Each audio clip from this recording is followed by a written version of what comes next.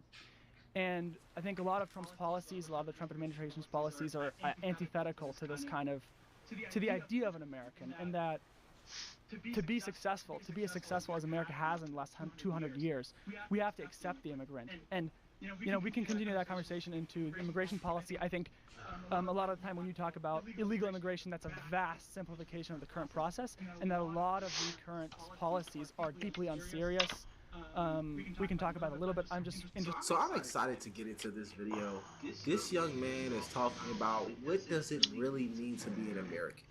And I clicked this video hoping, this could be an American debate. But obviously Trump was brought up in his policies, so I guess this is going to be a video about Donald J. Trump. And probably his hatred for Donald Trump and how Trump has ruined his life and all these things. But let's not waste any more time and get right into it. At first, and what your opinion is on what makes an American. Like, would you consider me an American, even though I'm not, even though was not born here? I don't think you have to be born here to be an American. But I do think that, first of all, I think we need to be honest about what immigration policy was in the United States. First of all, this country was originally established primarily by English settlers. When you actually look at the signers of the Declaration of Independence and the signers of the Constitution, you're getting overwhelming representation from the British Isles and from Protestantism and the classical tradition, which included Locke, Montesquieu, and elements of the Scottish common sense element of the Enlightenment and things like that. And so it's important to understand that those things were integral into what we established as a country.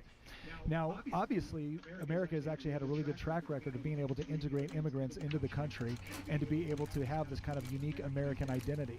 And I think there's a lot of truth in this idea that it's commitments to the Declaration of Independence, to the Constitution, and to the philosophies which actually informed those documents. So I believe that someone can be an American or have that kind of American spirit that doesn't necessarily have to have been born here.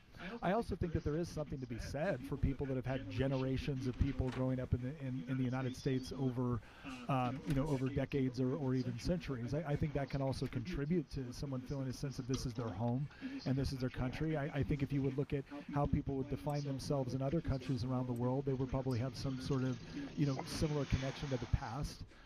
That's usually something that informs a culture. But the thing I get uncomfortable with is this idea that we just describe America as, well, America was just built by immigrants, because that suggests that there's nothing unique or special about America. It's just a bunch of people had to come over here and build everything. I think that's an accurate representation of what happened. Obviously, it's not an accurate representation of what happened. And that's one of the things that someone says that will immediately piss me off to the highest extent. America was built by black and white ancestors. Do you guys not realize that before the Civil Rights Movement, a lot of these people who are immigrants weren't even allowed to come to America? And it's not their fault. But people were literally fighting, black and white ancestors were fighting for them to come here. And people just ignore that history completely because it's inconvenient to say, oh, you know what, maybe white and black people, their ancestors built America. They built it. They're the pioneers of it. It's inconvenient to say that. And they have this weird, almost anti-American narrative that immigrants built up the country. No, they did it. They didn't build up the foundation of America. Not saying they're, doing nothing. Obviously, that's not true either. Has some nuance. What I'm saying is these people are trying to divide America and say, oh, immigrants did this, immigrants did. No, you didn't. And it's okay, you did it. You came after all that stuff happened. Facts. Facts. And here's the reality. If all your family's from here, you have centuries and decades in America, all this time, and you have nowhere else to go, this is your home, you are literally more American. Because this is all you have. You have to live and fight for this country. You have no choice. And that's why people just don't get it when people are so adamant about their nationalistic ideologies. We have nowhere else to go. This is it for us. But anyways, let's continue. I think we need to understand that immigration usually works best if you intend to keep kind of like a coherent cultural identity, which means similar commitments or similar experiences around social, economic, political, theological traditions. It makes more sense for people to immigrate from countries which have shared traditions. If you immigrate from countries with no shared traditions, that can still be successful, but it's not as guaranteed the same level of success. And then if you have people come over with diametrically opposed views and diametrically traditions, that's probably more of an invitation for less social cohesion. And this is seen now as being xenophobic or evil or wrong, and I don't think it's any of that. I think it's just common sense. If someone has a variety of social, political, economic, and religious traditions that are vastly different from the place that they're immigrating to, there's probably going to be some conflict associated with that. Now, the way the American project, though? No. The American project, why did the original English immigrants come to this country? Because they were being prosecuted by the English. And to what you were saying earlier was... Well, wait a second. Some were and some weren't. Jamestown wasn't that. The Puritans in New England were, but Jamestown wasn't that. But we can't define all of immigration to the colonies as that one story. And that's what I'm saying. I'm saying that because you used the example, you're saying we're kind of following this tradition that was established by the English settlers. And you also said, that doesn't make America unique. I think that is what makes America unique. That's what makes us so strong. When did I say it didn't make America unique? You said that it doesn't make America's not unique in the sense through its immigration, because what you said was a bunch of people came here sorry, to rephrase. You said that America was not. Here's what pisses me off about this young man and his thought process. The only reason he even cares about this debate is because it threatens him. He doesn't necessarily care that it threatens Americans, because, like he said, he wasn't even born in America. It threatens him. And this is why a lot of Americans are just tired of hearing this discussion. They have no hatred for immigrants. They're just annoyed because every time one speaks, it's always about immigration. You've never heard one speak about anything other than immigration. No race issues, no capitalistic issues, no nothing. Just immigration. That's selfish. If you can only think about issues that affect your own existence, ironically, issues that are literally by definition not American issues, you do not share the same sentiment of Americans. You don't. Even the issue that you're talking about does not affect Americans. How could you possibly be the same? Stop pretending like you're the same. You're not, and that's okay. You're not. You won't be. You're not. And it's like a liberal propaganda thing. I don't know what it is, but I'm tired of hearing it. It annoys me. It pisses me off. It's stupid. Not built by immigrants, or that phrasing is wrong, because that would imply that all you need to create America is to have a bunch of immigrants come here and build it. What I'm saying is that is precisely what makes America unique. There are I can't think of any other country, as a European, the cultural differences back in Europe are so different in the sense that here, back to the point of what is to be an American, that is, it's not dependent on your ethnicity, in the sense like in Germany, for example, there's a very, very, very big difference between an Eastern European, a Pole, a Russian, a Ukrainian, right? In America, that distinction doesn't really exist. No. Let me clarify something. What I'm saying is, to say that America is just a nation of immigrants is to distract from the fact that there are other things that are uniquely American. And again, when you look at the philosophy and the principles articulated in the Declaration of Independence, when you look at the system of government that we established, and you draw it back to its lineage, it draws back largely to Europe. So what I'm saying is that it's not that I'm denying the critical role that immigrants have played in the construction of the building of America, but I don't think we can just say that little line and be like, oh, see, this is what makes it unique. Because if that was true, well, then great. You could just take a bunch of people and throw them in any place overnight, and now you're just like America. No, you're not. No. There has to be certain philosophical principles which actually inform your culture. Yeah, exactly. That's exactly correct. But the thing is the Trump administration entirely disagrees with this. The Trump administration, and you also disagree with this entirely. You're saying not only do they have to have an ideal, not only do they have to agree with the American project, they also have to have a culturally European or similar to this traditional American roots. They have to have, you want Europeans, and you want people who come from that background. Okay. So what I said was, again, you have to fairly analyze what I say. I think that was fair. Then you can I don't, because I think you're predisposed to believe, to know what I believe without actually listening to what I believe. What I said was, when you're talking about immigration from one place to another place, when you have similar social, political, economic, theological traditions, it is easier to immigrate and assimilate within the culture you are now adopting. I don't know why the students having such a hard time saying this. The same way that a British actor can be on an American TV show and Americans watch it and they say, wow, I had no idea he wasn't from America. Because both cultures share similar Western values. They share similar speeches. They wear the same clothes. They have pretty much similar cultures. The fact that he's somehow missing this point is beyond me. I don't understand it. I do understand it. He's giving into too much liberal propaganda. That's what it is. He just cannot comprehend that America shares similar cultural values and norms with other lands. Duh. Obviously, that's why they call us the West. The Americas. Duh. If you take someone from places with diametrically opposed cultural traditions, it is more difficult. It's not impossible. In fact, you can get some of your most loyal Americans coming from places that are very, very different from your own. What becomes more difficult is when you do mass immigration from a place with cultural traditions very, very different from your own. Like what? Like for the modern example, like what country? Like right now, Any country in the Middle East. okay. So I guess I'm a little bit confused as to how this would.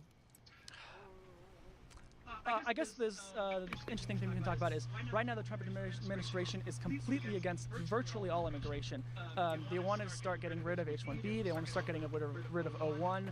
I know people, they're trying to make it harder and harder.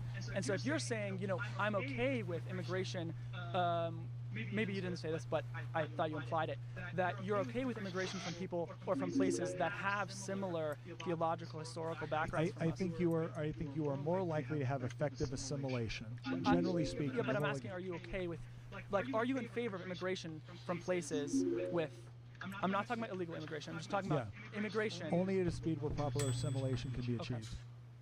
Thank you. What's an opinion that you have? Let me know what you guys think about that video. Let me know if this young man actually made sense to you and if you understand his perspective. Here's what I have to say. He's obviously getting into a lot of propaganda, and obviously he only cares about immigration because it affects his life or his friend's life or his family's lives. He didn't even debate anything other than that because he doesn't care. And anytime you watch an immigration debate, look at who's listening. Look at who's talking about it. It's always immigrants. Always. I don't think I've ever heard an immigrant debate anything other than immigration. Ever. I didn't even hear them talk about Trump until he started talking about immigration. So it's just funny when I hear this stuff because you're ironically acting anti-American. But let me know what you guys think. My name is LFR, and I'll see you in the next episode.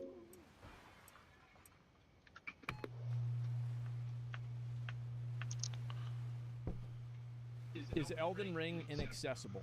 Alright, what's going on, guys? For people that have been in the Souls community for a long time, know that there is one thing that has persisted ever since the very first game, and that is the conversation around difficulty and accessibility in the Souls games. And it's a topic that we've covered numerous times here on the channel. But there's the people that get into this shit, I cannot believe it.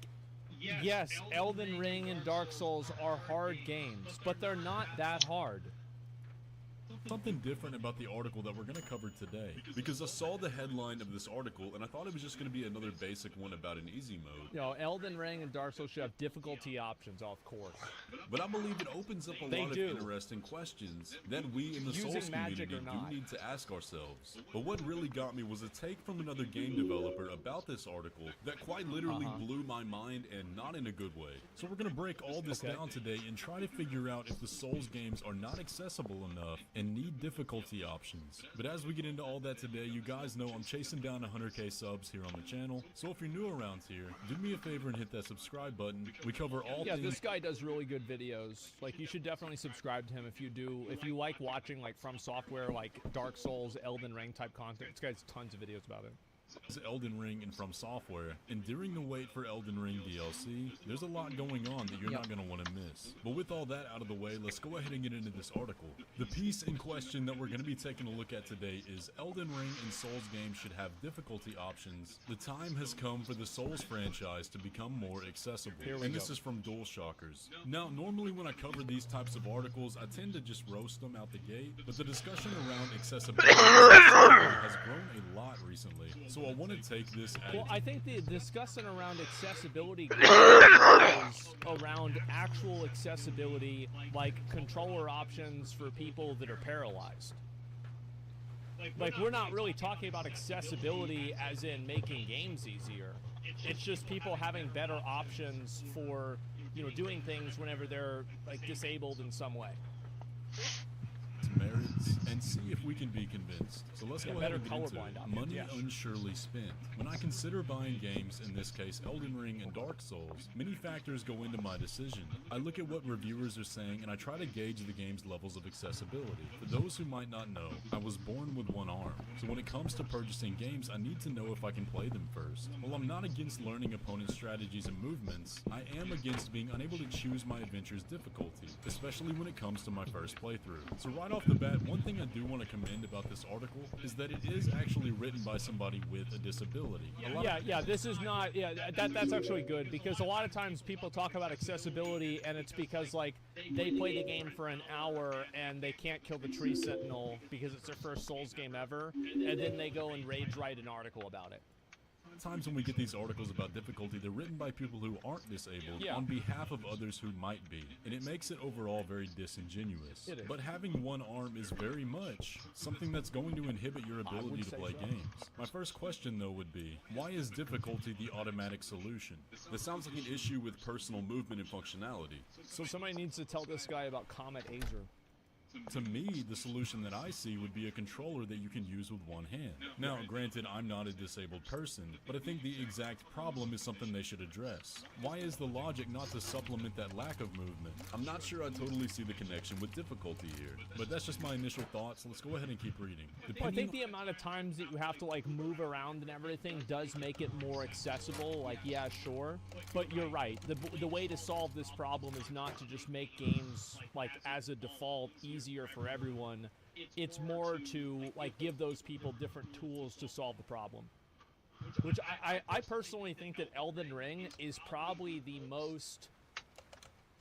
Like, there are so many things that you can do in Elden Ring that will make your character more powerful in a boss fight or in the game in general, that I actually think that Elden Ring is simultaneously, like, I wouldn't say it's the hardest, because I think Sekiro is, like, just by default the hardest, but it's the second hardest From Software game ever, and it is also the easiest From Software game ever. Like, it is both, depending on how you choose to play it.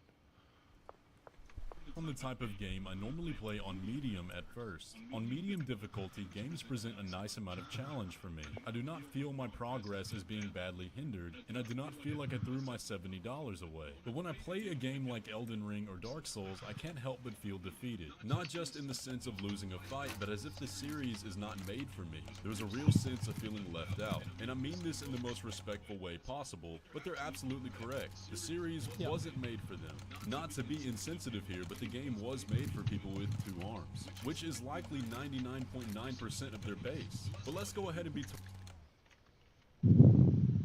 true. I mean, that is true. Like, you can't, absolutely. Totally honest here. These games are not that hard. Elden Ring offers a numerous amount of ways to make the game easier, aside from a standard difficulty slider. As soon as you get to the first area, you can summon another player to help you on your journey, which dramatically decreases the difficulty of the game. There already are difficulty options in this game. Heck, I just saw an article yesterday of somebody who made a spirit summon that can solo all the bosses. Not to mention you can go and farm runes and get over leveled with no limit. So anytime I see this conversation come up and they don't mention those things, you automatically know they don't actually mean it. And even it's not that they don't actually mean it, it's that they beat their head against the wall against it for, like, maybe a few hours, and then they never tried to solve the problem. They just want the game to change because they're not looking at solving problems. Recently, there's been a spur of people doing challenge runs on Elden Ring, setting up control schemes that utilize other parts of the body like the feet, the mouth, even using their voice to control their character, and all of them beat the game. So once again, I mean this in the most respectful and sensitive way, but if you have a physical disability that limits you from grasping the controller, I would look into alternative controlling methods, and not expect the game to change for you. And not to mention... I think that's very true. There's a lot of people that... It's like everybody in the world is going to come at something from a slightly different perspective, and you can never design anything to where every single type of person, regardless of like what their ailment is going to have the same chance at it. It's just not realistic. And that overcoming that physical limitation with a new control style would allow you to play every game better, not just Elden Ring. But let's keep reading. I am playing a game by myself, and how I choose to play does not make another person's achievements on a harder difficulty any lesser. It does not hinder the developer's vision because many... I do think that it does, to an extent. Because like with a What lot day of is it? games, people take Friday. it as like a rite of passage that they were able to like complete a certain game or beat something. And I think that adding a difficulty slider to that makes it less important. It absolutely. And this is like, I'm not saying it's a good thing this is the case, but I'm saying this is the case. Others are playing on hard mode. There will always be those who welcome an immediate challenge. I am someone who prefers to build up to challenge. I have not played Cuphead in months because I get frustrated to the point where I do not want to play anymore. Now this right here is the standard easy mode argument that we've heard numerous times I have before, 2 arms. and every time it's brought up we know that it does not hold water. And the main reason for that is that the initial statement they put in that paragraph is immediately untrue. So people are never going to be happy. But the main thing that this argument doesn't address when it comes to the Souls games is that the main selling point of these games is satisfaction through overcoming challenge. And one of the primary factors that creates that satisfaction... I think that is true, but I also Relax, think Molly, I'm on my way. very good. Like, it's not even Wait, about the challenge. didn't I have 4 here? I kind of like it because I do have 4 I here. like a game like Elden Ring so much is that Elden Ring asks you to get All right, 4. there we it go. doesn't matter if you do 2 plus 2, 3 plus 1, or 5 minus 1, or any other variation. All you All right, do is what you get got? to Oh, that number 13 4. grand. And the amount of Good dynamic girl. problem solving that you can have to do that. Here you go. Here's some more shit for you to sell. I think that's what makes it super You fun, stay sexy, is girl. because whenever you accomplish something in the game, it's either because you've created a strategy or Hey, you what's up, dude? realize some sort of strategy, and that makes you better at the game and better at doing it. Absolutely. Let's go see our meth chef is doing. If the challenge has a standard, and since everybody is different, it's up to you to figure out how you can overcome that challenge. What's up, That's chef? It's always been with these games. That's why they're RPGs. That's why the story is so abstract. Chef because Midge it's here, not huh? the primary Oh, you reason gotta... we play these games. I gotta fill up your Overall, I think machines it's for you, huh? disingenuous and honestly Too extremely stupid. unfair Yeah. to reduce a game's entire accessibility to simply a difficulty slider. I get it. In order to understand this idea further, I want to show you guys a response to this article by another game developer. Did he have to open his soda right in the microphone like that? Accessibility options absolutely. Things I guess I can't like complain because I'm always options coughing and audio hacking into the cues and microphone. such are great. Difficulty options So, are not necessary for these I mean, games for so many reasons. it's not like least of I'm any which is better. that the games make their own difficulty, especially Elden Ring. And I absolutely agree with that. But then we see a response from Ian Hamilton here who says, everything you listed is a difficulty option. That's literally why they exist. Now, I didn't understand that at first, and I should probably fill up the lockers too since I'm holding 25 G's.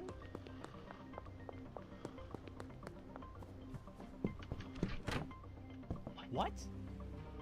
Oh wow, I don't really have any place to put these, do I? I'll explain why in a minute, but look at the continuation of this thread. To that tweet, Alright, somebody else responded, no, those only alter how you interact with the game.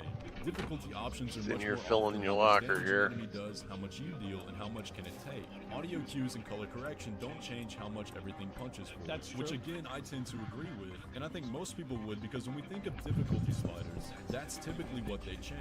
Things like how much damage enemies deal, how much HP they Right. have, and how fast they are. I would say the vast majority of the time when you change it, I think that yes, for difficulty in video games, that is primarily what you're talking about. Like 9 times out of 10. difficulty of the game, that's what gets altered. But y'all gotta see this. This guy explains that he's a long-time accessibility developer, working on games like The Last of Us 2 and on the Xbox Adaptive Controller.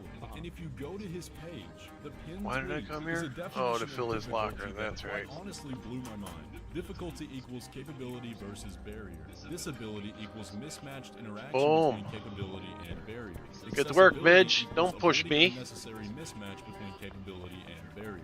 Now, I want to think about this for a minute. Okay. According to this equation, it implies that any one player's subjective capability determines the difficulty of the game. So effectively basing the accessibility and difficulty arguments not on the vast majority of players that are going to be playing a game, but on the outliers in capability, which personally, in the most respectful way, I find to be ridiculous. I simply don't understand. Yeah, there's always going to be somebody that, and here's what I think he's trying to say. So, if you are mentally capable of being able to beat a boss, but the barrier is that you only have one hand, so the solution to that is you make a controller that you can use with one hand. Do you see what I'm saying? So, like, it's basically giving people other ways to use the tools that exist in the game, which I think makes perfect sense. Sure. It's Friday. Foot pedals or something like that, yeah. Respectful way, I find to be ridiculous. Oh, simply I should don't probably blow some understand people how that up can be this the weekend, huh? paradigm for Yeah, I think accessibility that's what in I'll the do gaming for the industry weekend. when Go we're find talking some about video games. people I can unless blow up. I'm missing something major here. By that standard, it sounds impossible to make a game accessible. Now, Well, I think what he means is that a Hey, person don't has touch me, the pig. capability of being able to beat a boss, but because of their disability, like they are mentally and like they have the mental acuity, they have the knowledge of the fight, they have everything that they need to beat the boss. They're just missing some form of like physical augmentation to allow them to input the My commands. splody weed. And that's There what we the barrier go. is the physical Let's go input. find some victims. So I think if you look at it from that angle, then yes, that's very true. We'll see Skill what this issue? broke ass motherfucker's doing. Hey, buddy. Wanna buy something? No? Why would it be a wait? What about you? Oh, you're already buying something, huh? Yeah, no. There's What do you mean? dude spray painting shit on my. Yeah, it's not a skill Shit, issue at all. I'm gonna have to- It's fundamentally not a skill issue. I think the confusion between these arguments is coming from is that the traditional idea of difficulty places that difficulty on the character within the game, therefore altering factors that would affect your character. Coulda swore I While the was on this developers side of town, see but- difficulty as the barriers that affect the player, which I don't believe is possible to address within the game. Yep, because they're there is totally always out gonna of be out of somebody this side of less town. capable. So how there. far are we gonna yeah. take it? And I'll give you an example of what I You mean. like them This apples. developer says he worked on The Last of Us 2. One of the I think the solution is to make tools that allow people to function on the same level that a person who is completely able-bodied can function at.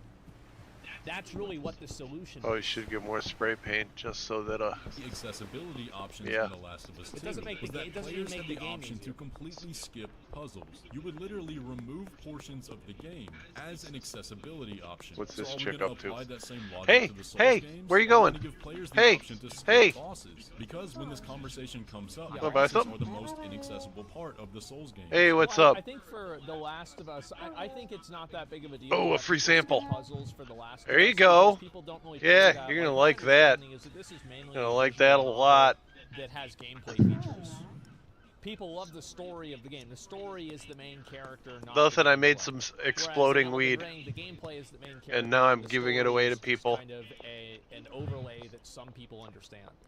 Oh, I might get two According to people these with one journalists and explosion. developers. Now, I don't want to sit here and be an Stop and talk to her alarmist. for a I think minute. there's a Alright, conversation never to be mind. had, but I want to leave my conclusion with this thought. Does a game have to be for everybody? Part of that Wanna buy equation something? was capability versus barrier. So at what point do we stop tearing down the barriers and instead focus on building up There the we go. capability? I'll leave that up to you guys in the comments. Steal her But shit. anyways, though, that's going to pretty much do it for the video today. I just wanted to have this discussion Alright. because the Souls games are always kind of the ones that get kicked by these journalists and developers. Oh yeah, and like the reality is like I bet you could play the Souls games a lot easier with one hand than something like Dance Dance Revolution. or some other game that's like one of these rhythm games, some kind of crazy shit like that. That's going to be way, way harder to play if you're talking about doing it with like one hand or like with no tools. Yeah, Guitar Hero. As being inaccessible, when time and time again they're the highest rated games that people absolutely love. But if you buy read some something? of these articles, I think that if somebody is complaining about one of these games, I wish that it was like a law. Where's she that off if to? you complain about Elden Ring or Dark There you Souls go, she or turned something green. like that, you have to post the unedited raw footage of you playing the game. I think that should be required. Comments by I want to these see what the developers, you think symptoms they're are. nothing more than Let exclusive me run up here. impressive, and I just don't think that's fair. But anyways, if you enjoyed this video, be sure to leave a like on it and subscribe if you're new around here. The 1-year anniversary of Elden Ring is just around the corner, and I think there might be something big that happens on that day. So I'll see you in the next one. Oh, yeah, Foggy, that is glowing, coming soon, isn't it? explosive. Holy shit, I can't even imagine that. Still a killer beat the game with one hand. Yeah, but like that guy's like one of the best. Got my weed back. Dark Souls, I remember he's one of the best Dark Souls 3 players, right? So it's really a big surprise. But yeah, I mean, it's already been a year. Yeah, I know, it's crazy. Oh, the right? hooker. Like, what the She's fuck? always down for So some. yeah, I mean, She's a I think fiend. that for a Right in lot front of the these cop games, shop, like, too. You can't make a Wanna buy game something? that has like super challenging. I'll buy one of these. Like mechanics. If you Should have buy a to bunch of design them. it that, you know, somebody can only use like 2 or 3 inputs at the same time. Like I don't think All you right. should expect that every single game has to be played by a person with one hand. Like that's such a massive limitation. And then also, like, what about somebody who's blind? What about somebody who's deaf? What about somebody who is X, Y, and Z at the same time? Wow, she's glowing so Like, hard to this is change the like color an of her shorts.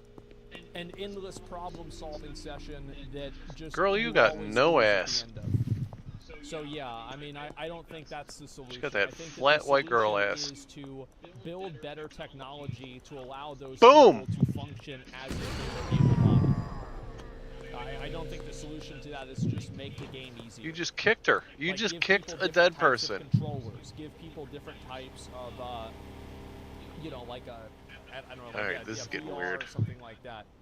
I don't know. You link the video? Yeah, I'll link it Alright. again just so you guys can see. Yeah, I like this video a lot. I mean, Xylostorm, I watch a lot of his What's up, like, Trent? Elden Ring videos. Wanna buy something? I'm a big fan of this kind of stuff. So I think also it has some good conversations inside of it for gaming as a whole. So I do like watching them and getting into that. What if a game's not for you, even if because of that disability? Well, no game is for everybody, right? That's just the way it goes. You just gonna hang out here? Difficulty, Alright, I'll be is back in a subject to minute. change when taking I'm just talking gonna with different go people. Exactly. stand Yeah, over unrealistic here to at a expect safe every game to distance. cater or care about every audience. Yeah, it's impossible to do that. Well, we got 20 grand for the car wash, huh? And it's Alright, absolutely option well, for all games. It's called YouTube Long Plays. just gonna Well, there stand is here. that too. Yeah, you can It's just watch old. somebody else play the game. It's a lot easier than a Explodey McJoe over there goes off.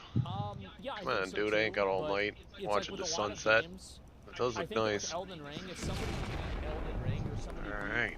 like Steal Dark this Souls crap. or Sekiro or Boom, whatever, boom, boom. they still had to solve Alright. the same problems that you did. It's not like somebody could just play the game on easy mode and then kill Melania and then, you know, they have the same thing you did. And I think that's what makes it so Oh, that's the fulfilling fuzz. for people.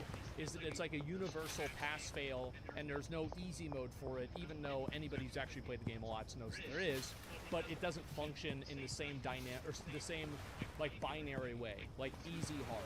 I'll be right back.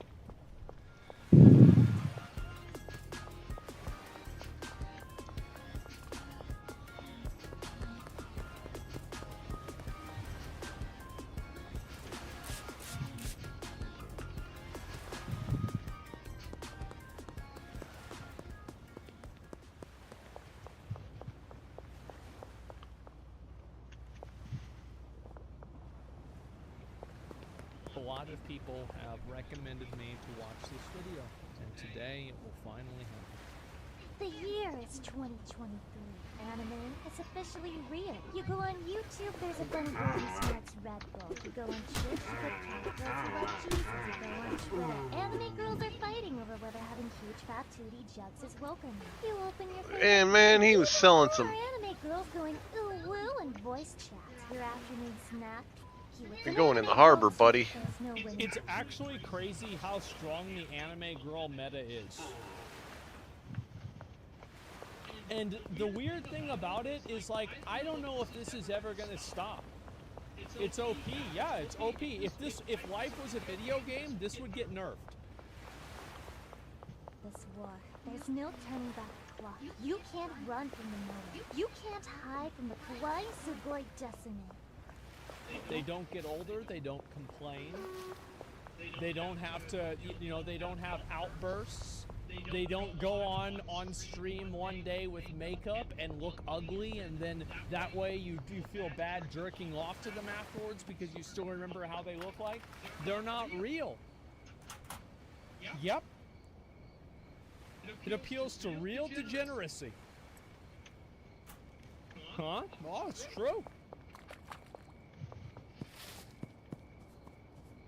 You can hear a whisper in the darkness. Hey, buddy. Hey, buddy. The key to destroying this epic team. Turns out those anime girls are problematic, and they're Yes. hiding a dark secret, a weapon they The secret is that they're all men. aim to enslave humanity with. It's called being parasocial. Now, the most important thing to know about being parasocial is that it wasn't a real thing before VTubers hit the market. They invented it, just like simps weren't real before women started streaming. Am I right, XQC Asmon Gold Ludwig song viewers? You can't be on the internet for very long without someone mentioning the term. You breathe incorrectly and someone will accuse you of being it. Because in this economy, daring to enjoy something is a sin that cannot... Well, with parasocial, here's the thing, right? Is parasocial viewers are like fucking like totally different than people that are invested into the story. These are the people that like they'll watch a video that I make and they'll write like a 5-paragraph response of why they think that I should be better friends with somebody else. Or why they like their evaluation of my relationship with my father. That's basically where we're at.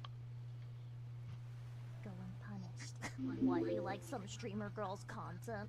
I bet you're one of those parasocial Andes who wishes True. he was your girlfriend. By the way, when I start every day with PewDiePie's videos before heading to work, that's completely different from whatever you're doing. I'm not parasocial at all. Absolutely. I've watched him since I was 9, and his content just cheers me up, okay? Yes, indeed. Everyone is parasocial. I think, didn't she change the new, like, bro, Freaking like, cops right her outside. titties are way bigger. What are they hanging outside my house for? Like, Not fair. Absolutely. I think I've they're watched her racist. content for I think over that's a why. year. Peek They're out there. Are bigger. they still out there? It's Where'd not they go? even just a little bit. Right there they are. Yeah, this is a massive buff. And I do mean everyone.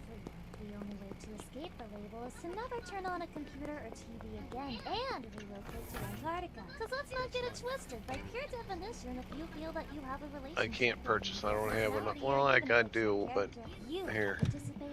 Let's That's right. Now, That's hold right. on, Lucy. Stop right there. I don't feel like I have a relationship with them. Clearly, I'm... No, I don't have a relationship with them. I just know their personal relationships better than they do, and all they need to do is finally reply to my Twitter DMs where I've explained in detail every step that they need to take for the next 6 months of their life. That's all they need to do. So to call me parasocial, well, all I have to say is take your meds, you. What's Social, the, well, what's the all hat? I have to say is Please be patient, Mark. What the fuck? take your meds, you. Do you really think it's that easy to escape the parasocial? Let me give you an example. Okay. How many people slammed the last season of Game of Thrones, A lot of rightfully people. so, for being an absolute dumpster fire? Yes. And how many videos were made about the fictional character Daenerys, Yes. claiming that her actions were, quote, out of character, and she would never do such a thing? I totally disagree with this, by the way. I think that the story of Daenerys being crazy was totally fine. The only issue is that they did it too fast.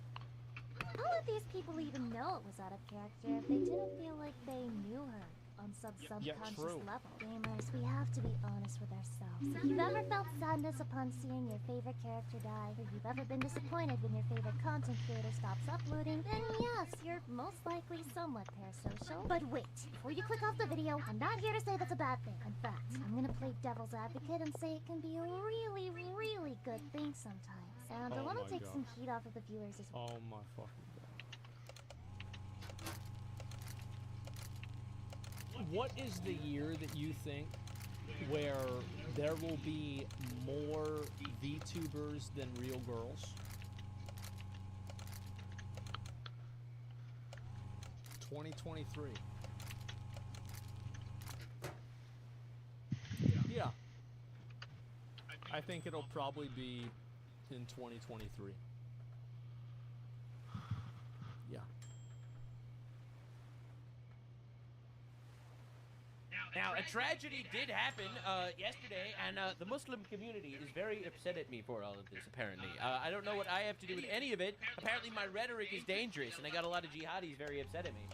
Now, we're going to talk about it. First, this other person who calls herself Muslim, even though she is a whore, has been calling me out lately. It's been pretty awesome. You disagree with Hassan Piker, the arbiter. Oh my god, I figured it out. She sounds like female Nux Taku. Female Nux Taku just finished inside a female Hassan Piker. It's not so much that it's a woman voice, it's that she sounds like a woman version of Nux Taku. She sees like the colors white and blue, and then like the neurons in her brains are connecting, and she's like, oh my god, the Israeli flag is white and blue, and the Jews are like in Israel, and they Palestinians, like there's no way that's the way her neurons are firing, right? IDF members used to torture Palestinians. Never mind, that's exactly where the neurons were firing. The low IQ inbreds are after me. What will I ever do? But on to the really serious topic. Breaking, police reports an active shooting at the Islamic Center in San Diego, reports of injuries. Essentially what happened was this, it seems. What we know at this time is that there are 3 deceased adult males. And those are presumed victims at this time. On behalf of the FBI, we extend our sincerest condolences to the family and friends of the victims of this tragic incident. There were 2 subjects, both teenagers, and both are confirmed deceased. I want to thank our local law enforcement. So 2 people, 2 teenagers, shot 3 people at an Islamic center in San Diego and then killed themselves, which leaves 5 dead. The 2 killers, the 2 terrorists, the 1 security guard, and 2 people in this mosque. So they say that, this is going to be treated as a hate crime immediately, authorities said, even before they find any sort of motivations. Apparently people were already, every single person that has like criticized Islam got blasted for this. The reality is, this is a horrible nightmare. This is an unbelievable atrocity. It is completely unacceptable. Obviously, I condemn it completely. I don't actually believe that there is any acceptable reason, save self-defense, for extrajudicial killing. Or, war. I guess that classifies as self-defense. But like, I am completely and utterly against this. I'm not a leftist. I don't support Luigi Mangione. I don't support the Islamic terrorists that massacred, that murdered those 2 Israeli Christians in Washington, D.C. I'm not Hassan Piker, bro. I don't know why people are immediately thinking like this is something that, all the based anti-Muslim guys are gonna... What, are you fucking crazy? This is a nightmare. This is horrible. Total disavow. Holy shit. Unbelievable. Now, the media obviously being hypocritic, as it usually is. Right? Just understand. So here we have a transgender person that says, "Where is your God?" on his magazine as he shot up a Christian church. Minneapolis suspect knew her target, but motive is a mystery. All right, that's the media. San Diego mosque attack comes amid rising reports of Islamophobia. It's a hate crime. All right, just understand exactly what we're dealing with. The media, of course, does its classic media shenanigans. This is one of the alleged Islamic Center shooters. His name is Kane Clark. He got a lot of people theorizing that this might be a transgender person. There is no evidence at this time. San Diego mosque shooter Kane Clark identified, blah, blah, blah.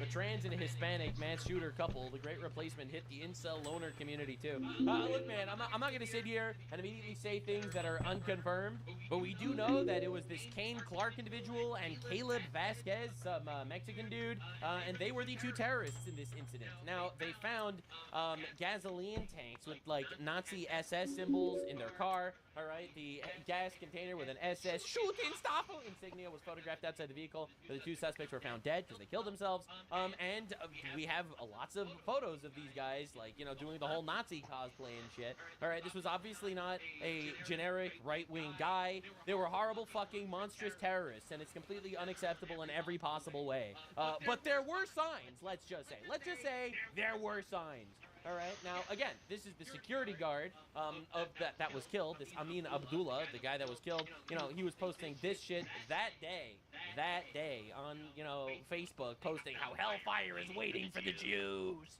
right? Because of the Talmud, it's I'm gonna mistranslate the Talmud to make it sound like they want to kill all the goyim, you know. And well, I mean, obviously that's fucking sad. This guy says security guard of the mosque wanted white people dead. To be fair, I don't know about that. He definitely wanted Jews dead, but we don't know about that. And again, not saying this to justify an atrocity, but I just feel like it's important to get all the facts on the ground, because this is just some random mosque, right? There's no way it's going to be tied to, like, 9/11, right? Right? Epic foreshadowing. Anyway, so let's see what law enforcement has to tell us about this. 9:42 this morning, we received a call of a runaway juvenile.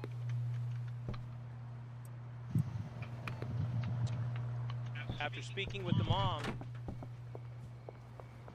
began to piece together bits and pieces of information over an extended period of time. The information that she was gathering and conveying to us began to elevate the threat level that we were perceiving with this information. And what did you do about that, sir? She believed her son was suicidal, and she began to share information that several of her weapons were missing. Her vehicle was missing, in addition to her son. How did they immediately not shut this shit down? How did they immediately not tell people to, you know, keep an eye on this stuff? She also said that her son was with a companion, and that they were dressed in camo, and that is not consistent with what we would typically see from somebody that is suicidal. That began to trigger a larger threat assessment picture. Our threat management unit began to take the tips and leads that we had and utilize the technology we have available to us. Our license plate readers was at the top of that list. We began to have, we noted that there were hits with the vehicle down in Fashion Valley. We dispatched officers into the area of the mall as a possible location that was a threat. We also gathered information that one of the individuals was associated in some form or fashion with Madison High School. We alerted school police department, and we dispatched officers into the area of Madison High School. But that was not the target. While we were gathering this information and we were trying to zero in on where these individuals were at, we received the call at approximately 11:43 that there was an active shooter at the Islamic. So this dude was actually posting selfies of himself with, like, swastikas and shit. These people didn't decide to lock down the mosques and synagogues. Like, really, bro? Center. It's so sad. It's heartbreaking. Obviously, I'm not here to second guess police officers or police work and stuff. It's such a tragedy that this happened. It really is. Oh, I'm sorry. I'm not doing the right thing. False flag. It was done by Iran. False flag. Sorry. False flag. I can't bring myself to do that shit. I don't know how these people do it every time that I don't know, a Christian gets shot and they blame Israel, or a Jew gets shot and they blame Israel. You know, how do you do it? How do you do it? I'm just so sad. This is a nightmare. We're in the area, still talking with mom, trying to piece together where they might be, locations that she felt they would be at. And that was just a few blocks away. Those officers, once they heard what was happening at the Islamic Center, immediately dispatched themselves to the mosque. And just to recap what we talked about earlier, when officers arrived on scene, they came across, in some form or fashion, 3 deceased individuals, victims. One was a security guard at the center. Yeah, really fucking sad, man. It just really is. Now, of course, you got Karens Karening, as they do. Thank you.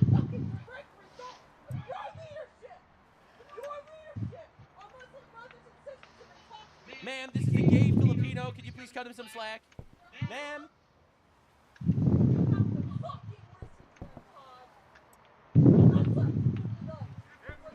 It's ICE, bro. It's ICE.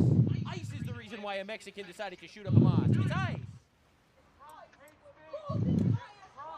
Zionist propaganda. Wow, they blamed the Jews. That's crazy. Last I checked, Nazis and Jews don't usually join forces that often, but hey, you never know these days. Shit's weird. And this dude is just standing there, taking it, bro. God, what a sniveling guy. Look at this guy. It's Trump's fault. It's Trump's fault. Wow, bro. It's crazy. You know, like Charlie Kirk gets assassinated. The left is all celebrating. This goes down, zero celebration. No one is endorsing it. No one is happy. There are no, like, jovial TikToks dancing around about it. What are we even talking about? Can't believe the Zionists would do this. Bro, this guy fucking sucks.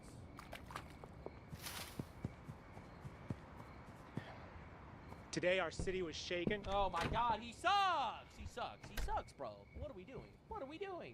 And even Has-Been Gold reacted to that one. It probably has something to do with the religion. Thank you. Right? Direct result of your leadership! Your leadership! Our Muslim brothers and sisters have been talking. It's the Karens. They're everywhere. Hag's mad. Hag's mad. Oh. Oh my God, shut up. True, babe. I'm just saying. Your wife, your woman, she's your rock. She's your rock. Your rock's gonna pop. Anyway, moving on. So obviously, here we have these guys, Randy Fine, Laura Loomer, and all Jews are responsible for this. Of course they are, obviously. All right, here we have Junior. This is an Islamist who was crying that he got demonetized on Twitter for misinformation a couple weeks ago. All right, breaking: American security guard killed by Zionist extremists. Yes, known Zionist extremists. The Mexican Nazis and Zionist extremists, they just get along very well. While defending the Islamic Center in San Diego, this society must unite against Zionism. These people don't even let the bodies get cold before they use corpses as propaganda machines. Zionist extremist, and it's a mentally ill Mexican. You know, it's insane watching this happen in real time. Muslim kills a Jew, that's a false flag. Nazi kills a Muslim, that's the Jews, actually. Again, he had plenty of practice of, you know, priming genocide during Gaza. So you know, when Palestinians started a war and lost. So obviously, he's really good at this shit, clearly. Now, understand, I feel like this is important to talk about, even though nothing I say in the following segment of this video will be an endorsement or excusing any forms of violence like this whatsoever. It's just important to understand exactly what we're dealing with in our country. So this is the very same Islamic Center of San Diego, the one that was just attacked. So they released this on October 18, 2023. So just understand, 11 days after the Hamas massacre in Israel, where they killed 1,300 Jews, captured a bunch, and raped them and captured a bunch of hostages. Absolute atrocity. Glory to our martyrs. That's right, San Diego Vigils. They will be sitting there and thinking so good thoughts about the Palestinian terrorists that did what they do best. All right, now just understand, this is an actual publication from that mosque. The Islamic Center San Diego, led by Imam Taha Hassaneh, has condoned anti-Israel violence over the years.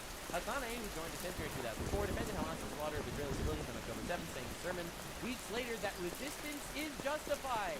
The Washington Free Beacon previously reported, "We cannot accuse somebody who is fighting for his life to be a terrorist. The terrorist is the one who started the occupation." Because the Palestinians started a war and lost back then also. Not the one who is defending himself, says Hassaneh. According to Hassaneh, the mass brutalizing rape of hundreds of Jews is self-defense. trying to understand here. Whose remarks prompt the removal of San Diego's Human Relations Commission. Hassane's wife, Alia Alali, resigned from her job at San Diego School District after she posted a cartoon following the October 7th attacks. Well, you're probably wondering what this cartoon looked like. It was probably pretty graphic. Well, this is the lady. This is Alia Alali, wife of Imam Taha Hassani of the Islamic Center, and this is the photo. The devil is killing. That's right. That's the photo she posted. That's the photo she posted on October 7th, 2023, while there was a massacre going on of Jews by Palestinian terrorists. Now, again, look, this tweet was made in October 27th, 2023. I do the deep dive every day.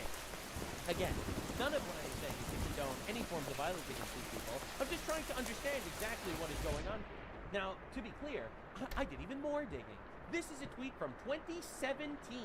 If you are not ready to see, you're not ready to see what this is, right? This is the fucking plot twist of the century. Taha Hassani on the left is the Imam of the Islamic Center of San Diego. The staff Right, that's the one that just yesterday there was a horrible atrocity that had left 3 people killed there. mosque aided 2 of the 9/11 hijackers financially. Aided 2 9/11 hijackers financially. All right, look. This is a coincidence, right? And I mean that seriously, because like I would have never looked into this mosque personally if this horrible atrocity didn't take place. But I decided, you know what? This horrible thing happened here. It's horrible. I condemn it. It's unacceptable at all. I wonder if there's any history in this mosque. And then I'm like, oh wow, they were literally aiding 2 of the 9/11 hijackers. Wow, that's funny. That's a funny coincidence. To find a place to hide out and to find a school for flight training. Wow. Al-Hazmi and Al-Mizhar were the 2 terrorists who flew the plane into the Pentagon. This support of the terrorists by this mosque is detailed in the 28 secret pages of Not in jail. Mosque is still open. I'm just saying, if you would have deported these guys in 2017, this atrocity today would not have taken place. 9/11 congressional report, which were released recently. We will not give up. We will not bow down. We will not stand down. We trust in the power of love and the strength of our unity, and we trust in the Holy Spirit of God to give us the strength and the courage to fight for justice and to make no mistake about This is, by the way, a woman priest defending the Islamic terrorists. it, my friends. This we will do. Man, bro, I feel so bad every time I see woke priests. This must be how Christians feel whenever they see like these woke like female rabbis. Just like this is fucking disgusting. I'm not gonna lie, this is gross. I'm here representing the Muslim community here in San Diego, and I do have my community members living in this area. Actually, I know 2 of them, they live in the apartment complex across the street from this mall. Right after it was exposed that he was funding the 9/11 terrorists. We are part of the border community. What we have heard few days ago when Sessions visited the border in Arizona, describing the border region as a place that is at war, it is very, very frustrating. It's so frustrating. You should just let all the illegals in, actually. It is provoking, and this is not reflecting the reality. We are not at war here. No, we want to import all the illegals. No war. We are falling in love with one another. Everyone just loves each other. Gay orgies for Gaza, ladies and gentlemen. I cannot believe that they would call him out for funding Islamic terrorism when all he did was fund Islamic terrorism. I'm so glad that we have our Muslim brothers and sisters fighting for social justice.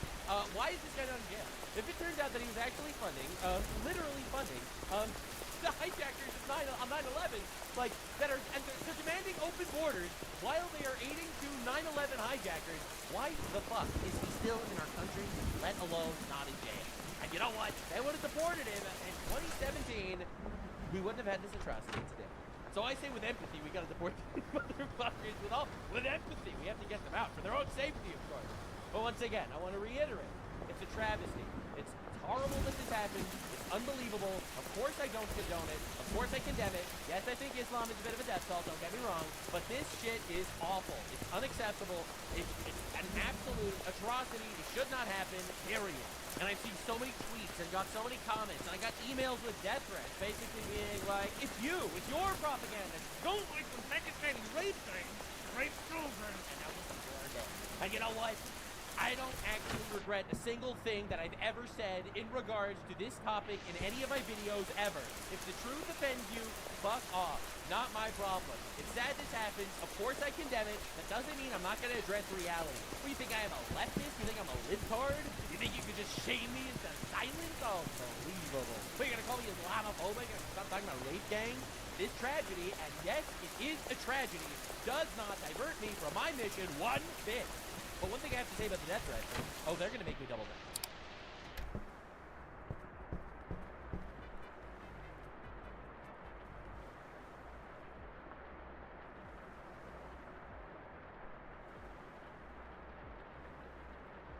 You're watching the Rita Panahi Show, and it's time for Lefties Losing It, and time for our weekly visit with the ladies of The View. Could be a nightly visit, but I wouldn't do that to you. That would be cruel and unusual. Here, the whole panel loses their teeny tiny minds because an actor dared to state the obvious, that being an actor, being good at pretending, doesn't make you an expert on politics, social issues, or anything else outside of acting. Let's first hear from Oscar winner Billy Bob Thornton.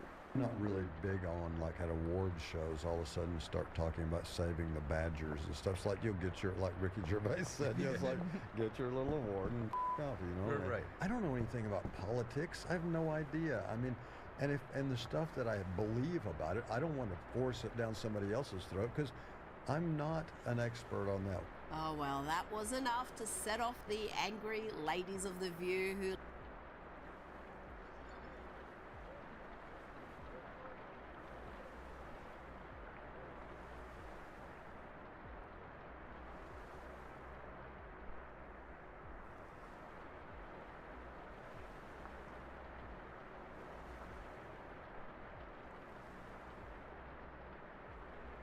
The scene is one of the most famous endings in the history of American cinema.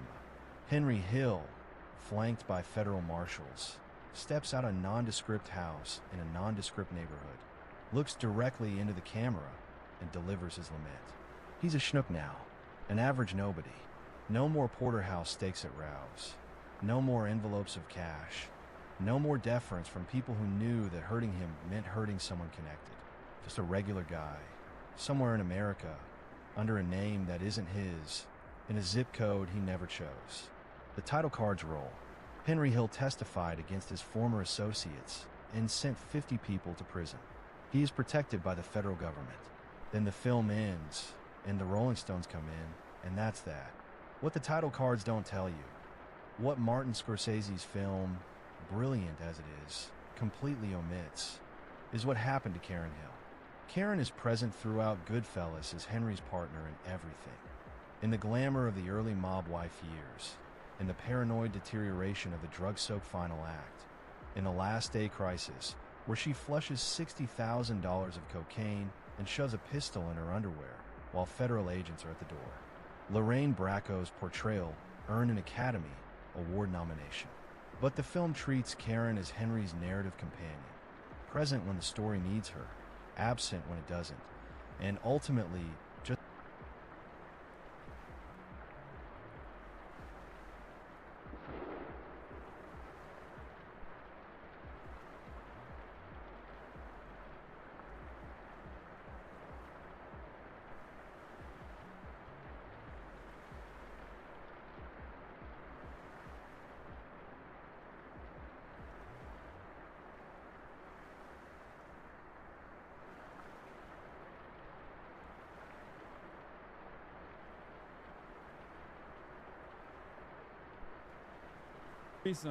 There's another. Welcome back to a series so cooked Even shoulder pad biker subscribed. In today's video, Hassan is now panicking after people are trying to get him banned from the UK. He claims they are only banning racist people and therefore should not ban him. Crazy self-report. He then says the UK is cucked and is thinking of suing people in response. He claims the UK ban will create a chain reaction and he will get banned in Canada, Australia, and Germany too. Holy cinema. Professional cuckload Sneeko has been completely exposed for being a degenerate grifter. He's facing allegations of having threesomes with conservative influencers and being a total degen. Hassan has responded, calling him a fake Muslim. Takes one to know one. He calls him a hypocrite grifter who doesn't practice what he preaches. Prediction Pica. Hassan has been successfully rage baited once again and is crashing out at Asmongold. He's coping hard, saying he's actually more popular if you combine his YouTube clip channels. Asmon has responded explaining why he doesn't care and why he avoids mainstream media and politicians, unlike Hassan. Legendary YouTuber Pegasus finally answers one of the most asked questions. How do you have an American accent without living in America? Subscribe to ban Hassan from your country. Holy cinema. Let's up those numbers! Now let's begin. Right, welcome back everybody. Another lovely day on the Legendary series. So it seems Hassan might actually get banned from the UK and he wants to sue in response. Seems like an average Hassan problem, getting banned from entire countries. Now we already know that Australia has permanently banned Sneeko from entering their country ever because of his anti-Semitism and insane rhetoric, and Hassan is pretty similar, let's be honest. He just sort of adds on calls to murder as well. Right, Hassan talks about potentially being banned from England and ponders if he can sue, considering UK laws are different. Says that if it happens, it will backfire on them due to his legitimacy in the Democratic Party and positive New York Times coverage. Of course, after reading the articles of the sweat beating off his chest hairs, they're gonna revoke the ban. They're gonna reverse the ban, of course. Right, so quick context, this is what Hassan is responding to. UK Jewish groups call on government to prevent Hassan Piker entering the country. Far left streamer described as having a record of promoting rhetoric that includes anti-Semitic themes, denial of well-documented atrocities, and apparent support for extremist groups. This is entirely unacceptable because of his large following. At a time of record levels of anti-Semitism in the UK, it is vital that all institutions act responsibly. UK should not be a platform for individuals to spread hatred or legitimize extremism. Should not be allowed to enter the UK to spread his October 7 denialism and apparent support for terrorist organizations. The American Jewish Congress has compared what it is described as Piker's extreme far-left anti-Semitism with the far-right anti-Semitism of white supremacist influencer Nick Fuentes. The Home Office has been contacted for comment. I wonder if this will work, because UK is more cucked than Canada. Yeah, if it's up to Shabana Mahmood will be making the final decision. I might be actually cooked. They might actually legitimately ban me from entering the country of UK, which is pretty crazy to think about. That's never happened to me. I could see this working. It would suck because I was really excited I was gonna do South by Southwest, and then I was gonna do this meetup with Giannis Varoufakis. I was gonna actually meet up with a bunch of different people in the UK as well. It was like looking forward to it. Some guests that I won't reveal who have wanted to. Current Labour government is crazy. I wonder if this allows me to actually sue, because like England has like very different. I wouldn't be surprised because they banned a bunch of racists coming in for tomorrow's Tommy Robinson march. Yeah, except I'm not a fucking racist. Of course. Nice one, pal. That's a good one. He's a funny guy. You gotta give it to him. That one was peak comedy. I'm not a racist, says Hassan Piker. Okay, buddy. Weren't you just being racist to Indians, Bangladeshis, and Indonesians just the other day? Buried between like 18 different algorithmic hustlers from Bangladesh whose names are like save the white race in the West, 1488, you know? Yeah, I'm gonna be the most famous guy in India because all the white supremacists that count. I'm imagining like an Indonesian content farm. Not to mention Vietnamese people, black people, Polish people, Jewish people. Need I go on? Fuck this South Vietnamese. You are fucking cancer, okay? You don't understand black people. Shut the fuck up, you fucking bloodthirsty, violent dog. I mean, he's Polish, so obviously he doesn't know how to do math. Buddy, I mean, come on, let's not kid ourselves here, all right? You know, a more honest argument would be something like, yes, I, Hassan Biker, am actually racist, but they should allow me in anyways, right? Because I operate under that free speech bullshit you got in the US, right? Where you're allowed to somehow, you know, do terrorist propaganda, support a bunch of terrorist orgs, call your fans to murder capitalists in the streets. Apparently that's just all allowed, right? Anyways, so he says that the UK is more cucked than Canada. Now, he would know a lot about cuckery, considering he himself is a cuck. When I was with my partner, who is a porn star, like, we had a more open relationship, and I don't know what exactly he means by that.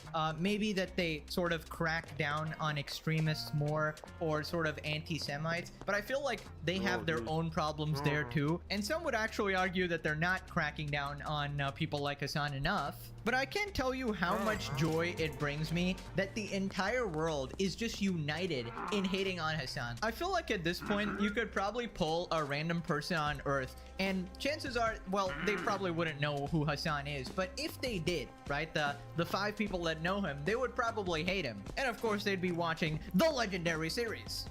Also hilarious that he actually wants to sue now. Who the fuck are you gonna sue? The entirety of the UK?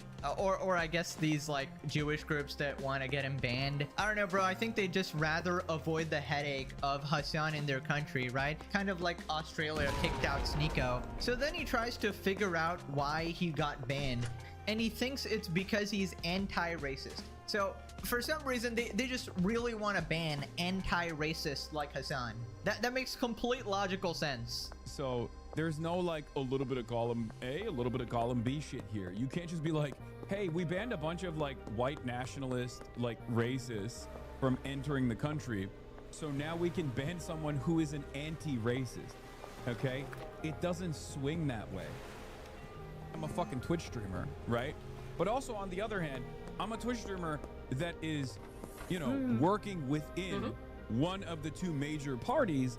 So I think that gives a lot of, that gives a tremendous protection over, you know, this kind of ridiculousness. Like, you're talking about a guy who's like getting fucking favorable coverage in the New York Times. I've written an op-ed in the New York Times. You know what I mean? It's like, there's a degree of legitimacy that is afforded in that situation that causes people to not be so aggressive in making initiatives like this, because this will backfire on them, right?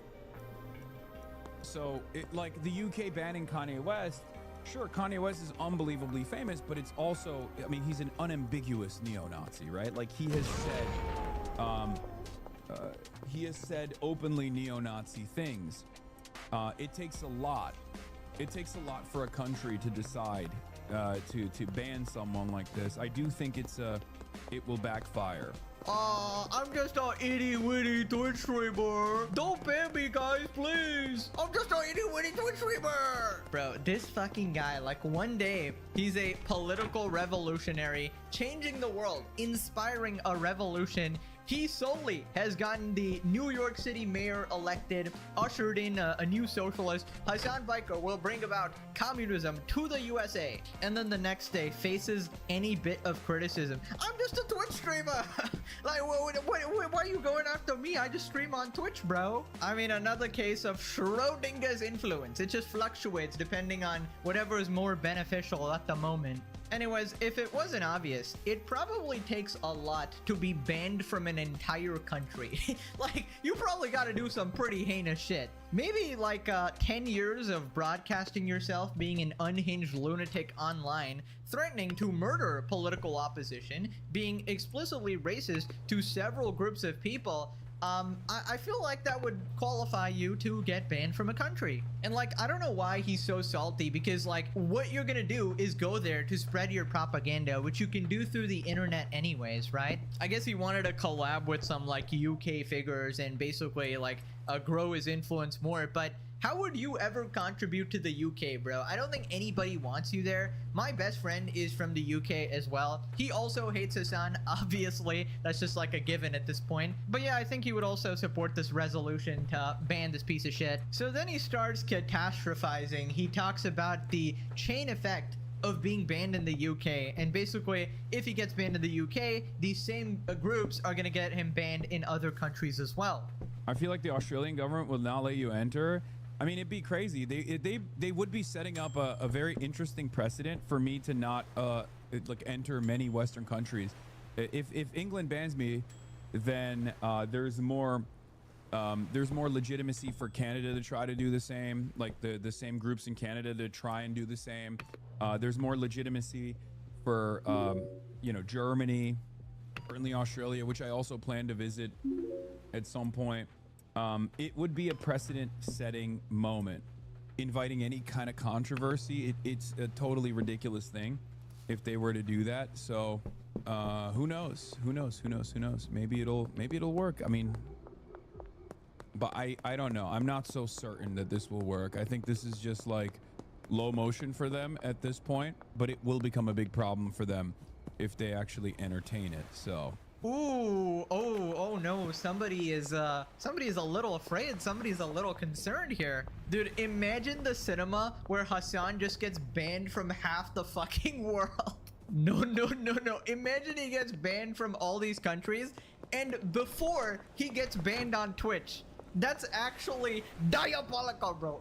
That's crazy. That's just crazy. Getting banned from several countries, and ultimate gooning load, Dan Clancy, still refuses to ban you on Twitch. No, he didn't violate any TOS, guys. He just happened to violate the TOS of several fucking countries. I mean, you cannot make this shit up, dog. So anyways, I was just wondering why these specific countries, and completely unrelated, guys, but fun fact. So for the Legendary series, the biggest audience is America, right? The second biggest audience is conveniently the UK, and then Canada, and then Australia and Germany. So interesting. Maybe it's some Legendary series viewers who are trying to ban Hassan from their country. If so, power to ya. After that, we got Philippines, India, and basically every other country just like a little bit. So basically, Hassan is gonna get banned from every country in the world, ideally. So I'm afraid to break it to you guys, but I guess he's just America's problem right now. I mean, you guys really just need to put him in prison or something, dude. Like, I don't know. Like, other countries just don't want him. Like, everyone's like, deport him, but like, bro, the other countries don't want him either, so you just kind of gotta lock him up, I feel like. I've gotten favorable coverage in the New York Times is a pretty funny line. One time, New York Times glazed a terrorist. Is this real? Oh my lord. It will backfire on them due to his legitimacy in the Democratic Party and New York Times coverage.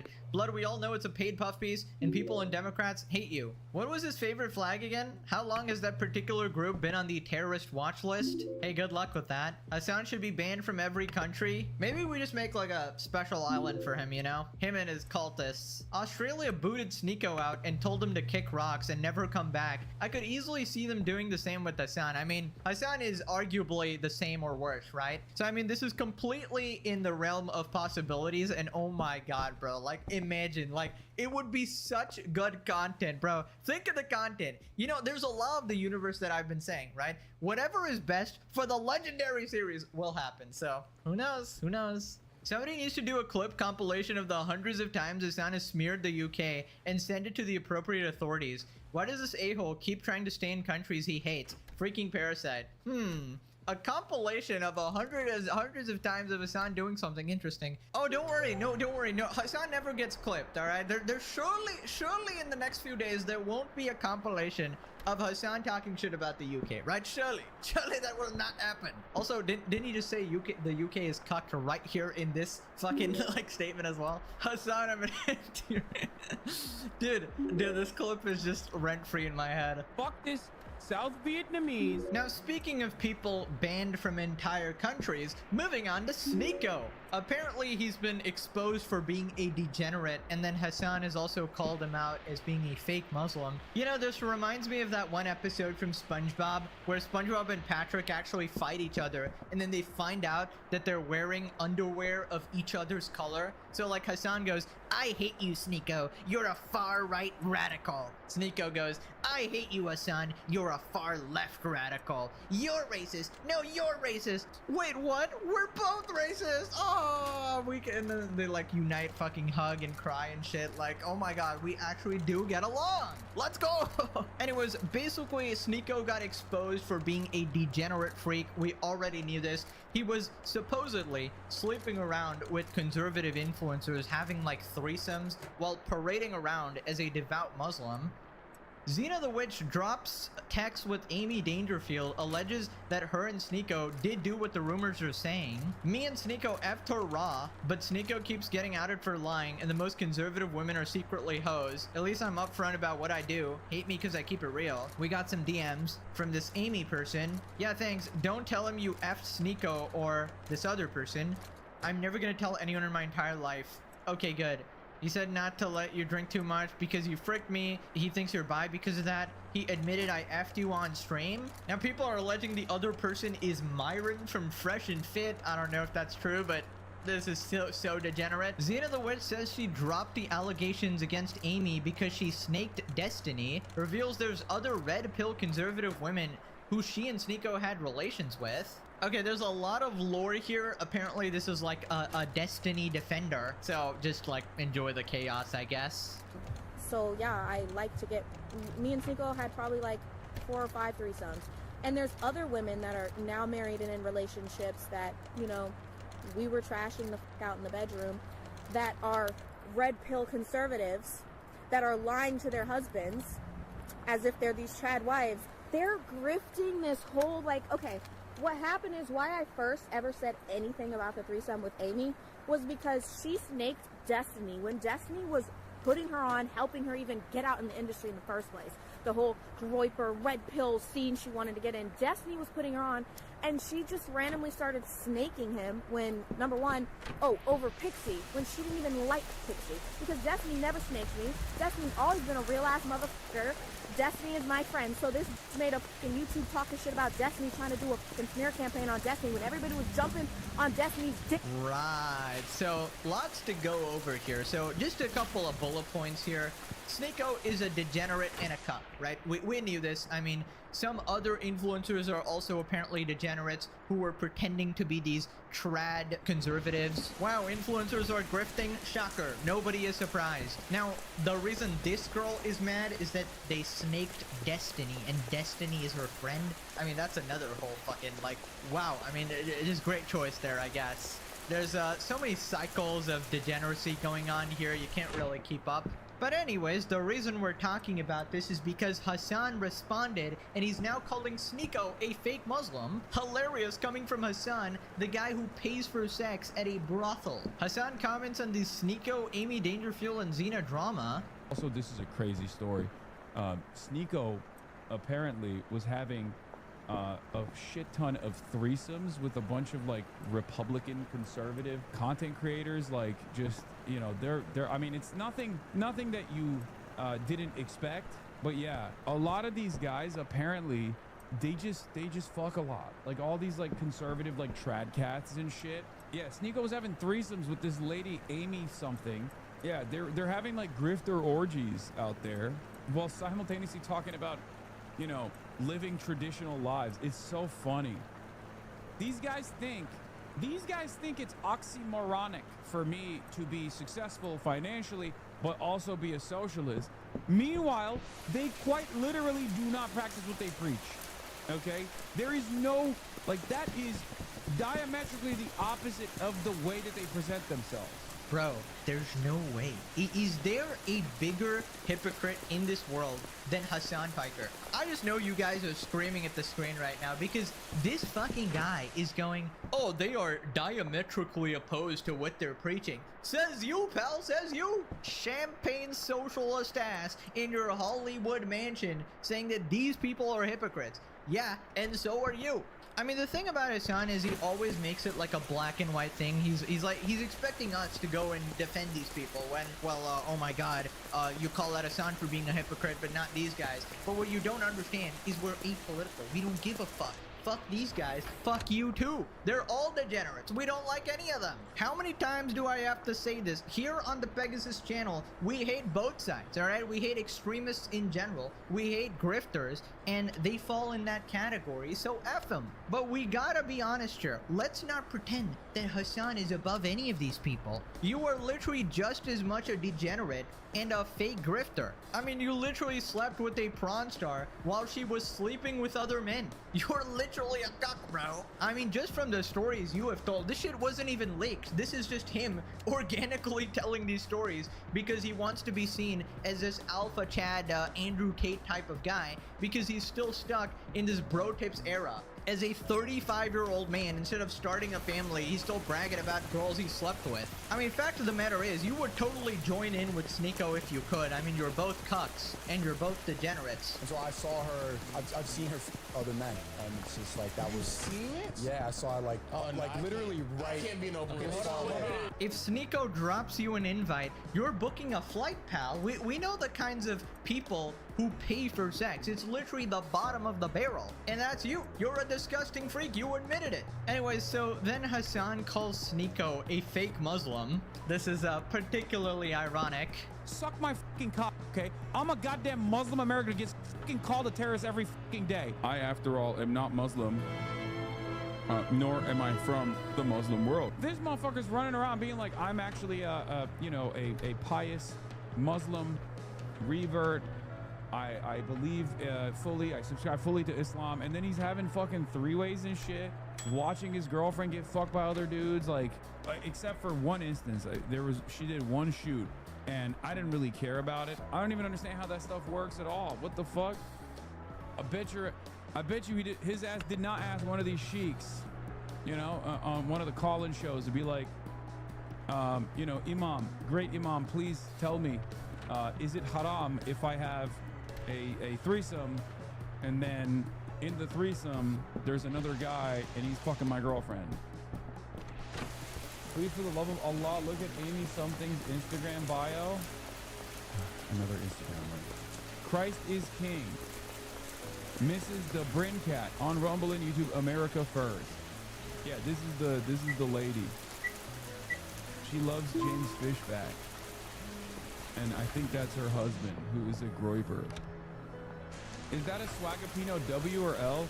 Honestly, I think if Sneeko didn't become this like weird right-wing grifter, he could have had an incredible media career ahead of him. Oh yeah, of course, you get the like condescending spiel after of like, I really believed in you, Sneeko, I really thought that you could do great things. He was probably thinking something like, Sneeko, despite being a right-wing grifter, a piece of shit, you complete degenerate, all this fake person, he still ended up being an anti-Semite just like Hassan. So he's like, he's got his head screwed on in the right place, apparently, right? According to Hassan. So in Hassan's mind, it's like, he really had a promising career. He could have been there beside me, standing here beside me, being a racist piece of shit, getting banned from a bunch of countries. I mean, you both are getting banned from countries now, so you're really competing on who's the bigger degenerate. I remember like a couple episodes ago, I was talking about how it's very hard to tell who's the bigger regard between Sneeko and Hassan. They are neck and neck, bruh. This is like two A players at their best, performing at their peak. Also, this is obviously the pot calling the kettle black because you literally admitted that you are not Muslim, and then you use it as a shield every single time you're criticized. It's disgusting. It's disrespectful. You're a grifter. You're a liar. You manipulate your audience, and then you play victim. Stop it, okay? Get some help. So then he talks about the various Sneeko arcs and tries to be like the father figure, the dad, going like, oh my god, you had all this potential and then you squandered it. Because he used to, when he was like a little kid, he would do like all these thoughtful videos about American militarism, American imperialism, all this shit. And then his brain just got completely fucking reoriented by Andrew Tate. He got hit with the Andrew Tate beam and he was like, oh, I love Red Pill. Oh, I love fighting against the Matrix. I mean, he went through like every version of being being blasted by internet invented ideologies. So I don't know. I don't know where he's at now. Bro, this might be like one of the most hypocritical clips of all time, because didn't you do quite literally the exact same thing? We remember bro tips, pal. Like, Hassan legitimately thinks that we just wipe out our memory every episode. We have not forgotten bro tips where you were cosplaying Diet Andrew Tate. You were literally part of the overly red pill misogynistic squad, talking down to women, talking about how you want to F them and all that. Just being crazy, disgusting, and disrespectful. Old enough to count. Old enough to mount? Question mark? It's crazy seeing him projecting this hard, because everything he's criticizing Sneeko for are things that he's done himself. And I mean every single one of them. It's insanely hypocritical. Schrodinger's tech cannot decide if he's Muslim or not. I'm a propagandist. Yes, you are. Hassan doesn't practice what he preaches. Multi-millionaire who wears Gucci and gold, drives exotic cars, lives in a multi-million-dollar mansion, promotes communism, terrorism, taxing the rich, killing politicians and landlords. Yeah, I mean, I just don't know how he justifies any of this. Hassan be like, Taro! Oh my god. Moving on to the 1,000-year blood war, Hassan versus Asmongold. Back at it again, the never-ending war. So it all started when Hassan got rage-baited by his chat, as it always does. And then he tried to compare stats with Asmongold, which just never ends well. Lol, what isn't? He gets more views than you on every platform. I love the lone Asmongold warrior in the chat. I'm not entirely certain if that's the case. If we look at the overall YouTube views that I garner from the Hassanabi Clips Industrial Complex, certainly between my actual YouTube channel and his, I mean, he's got millions of views. His latest vid on his channel is a video about you? Huh, of course. So why would he need relevance? I don't know. You should ask him why he constantly fucking talks about me. Asmongold turns politics into bubblegum. I think you both talk about each other. This is the final level of cope from Zombies Eat Duck. If you key search Asmongold in my YouTube channel and then key search Hassan on his, you will see that both on his clip channel and his main channel, he talks about me quite a bit. I actually have leveled up on my ops a little bit more than random unwashed, sweaty loser gamers to entire institutions like Fox News, going through the cope ladder in a speed run. Yeah, look, see, this is the final point of cope ladder, where you go, oh, you guys both talk about each other. This is the first time I brought up Asmongold in weeks, if not months. Notice how you haven't talked in this chat for quite a while, because the Discord server that you're in did not alert you that I was talking about Asmongold, so you came in here, and maybe because he's not live today, you were looking for some political commentary, and you saw that I started talking about him, so immediately you started chirping. But that's the reason why you haven't chirped. For the record, these are not clips of me reacting to Asmongold. These are clips of Asmongold reacting to me just this past week alone. Okay? There is no parity between the amount of times I react to Asmongold versus the amount of times he reacts to me. This is a very classic thing that my haters do, right? Same thing with Sex Pestiny, for example, and a million other haters that I don't know and will never find out about. The intellectual juggernaut of the right now is this unwashed creature. Right. So Hassan wants you to think that Asmongold is the only one talking about Hassan. Hassan never talks about Asmon, actually. He's probably just never mentioned it, maybe like once a year, right? I mean, how many times do we need to teach you this lesson, old man? Do we need to play the Hassan compilation of you bringing him up literally a million times? Asmongold has talked more times about me on his broadcast every single fucking day. Are you fucking kidding me? Guys, let's roll the tapes. This is only for the last 2 weeks. Let's go.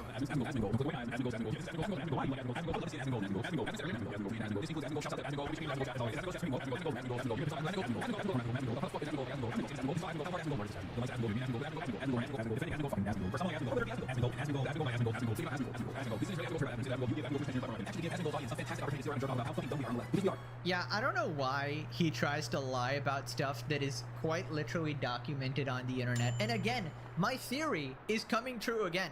My theory is that Hassan wipes his memory every single day. He does not remember what happened yesterday or the day before, because he needs to operate his cult, right? He needs to be confident in everything he says, and the only way he can do that is to do a mind wipe every night before going to bed. And that would kind of explain all his behavior, actually. And then I guess his brain just fills the blank memories with whatever suits his narrative. Okay, Israel shocked my dog, of course. And the terminal copium of, I get more views. Just look at my fan channels, guys. Okay, Hassan. Okay, you win. You're more popular. You have more motion. You were definitely not number 47 on the list of the popular political channels. You were not 47. You're more like 46 or 45, you know? And the fact that he's so sad about it as well, he just cannot accept reality. Dude, the first step to overcoming your problems in life is to accept that you have one. He is stuck on the first step for like a year. Anyways, Asmongold responded, says he doesn't seek mainstream validation after Hassan called him politically irrelevant and motionless. Basically, a Hassan chatter lied to him and said that Asmon was calling him a terrorist when he was obviously saying terrorist supporter. And Hassan just runs with it. The last 3 days he has been calling you a terrorist and nothing is happening. Subscribe for 7 months. Lying is OP. The last 3 days he's been calling you a Muslim terrorist and nothing is happening? Yeah. And also, by the way, I've never called Hassan a terrorist. This is the constant reframing that people like this do. I say that he is a terrorist supporter, and he is a terrorist supporter. He says that he supports groups that are labeled as terrorist groups like the Houthis. It's not even a debatable fact. I don't even... Why are we even having this conversation? He says it. He's trying to grab onto as much relevance as possible, and he's failing to do. By the way, Hassan is flying all around the world to collab with any political person that will happen to allow him to infect their campaign. And so, what are you talking about? I'm desperately clawing on for relevance. Like, I'm streaming. Obviously, I'm looking for relevance. I do it for fun. I like streaming. What can I say? Lol, what isn't? He gets more views than you on every platform. I love the lone Asmongold warrior in the chat. I'm not entirely certain if that's the case. If we look at the overall YouTube views that I garner from the... Great. I'm glad you're happy with how well you're doing on YouTube.